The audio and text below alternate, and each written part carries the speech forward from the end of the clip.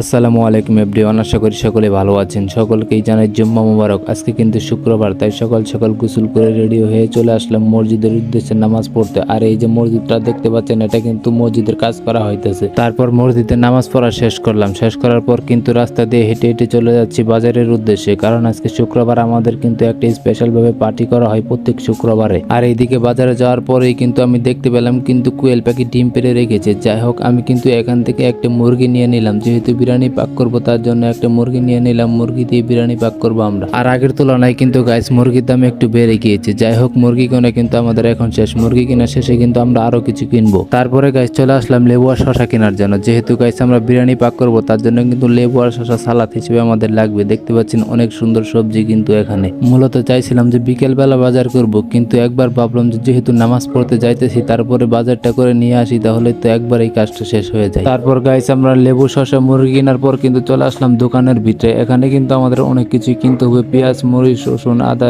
মশলা জাতীয় যত কিছু আছে সবকিছুই কিন্তু আমরা এই দোকান থেকে নিব। আর গাইস বিরিয়ানি পাকাইতে কিন্তু যত ধরনের মশলা আছে সবকিছুই কিন্তু আমরা কিনে নিয়েছি। আর একটা কথা হচ্ছে, এই দোকান থেকে কিন্তু আমরা সবসময় সবকিছু নিয়ে থাকি, যেহেতু এটা আমাদের পরিচিত একটা দোকান। আমরা একটা লিস্ট করে নিয়ে এসেছিলাম, যা যা লাগবে সবকিছুই কিন্তু একটা লিস্ট দেখে দেখে আমাদেরকে সবকিছু দিতেছে। যাই হোক, আমরা কিন্তু এখন সবকিছু মোটামুটি নিয়ে নিয়েছি। এগুলো এখন হিসাব করে কত টাকা বিল হয়েছে সেটা কিন্তু আমরা দিয়ে চলে যাব। আর এখন আমাদের যা যা কেনার ছিল সবকিছুই কিন্তু এখন কেনা শেষ। আমরা চলে যাচ্ছি কিন্তু বাসার উদ্দেশ্যে, আপনারা কিন্তু দেখতেই পাচ্ছেন গাইস। তো আপনাদেরকে ভিডিওটা দেখার জন্য সকলকে ধন্যবাদ। আর পেজে নতুন হয়ে থাকলে অবশ্যই ফলো করে দিবেন। সবাই ভালো থাকবেন।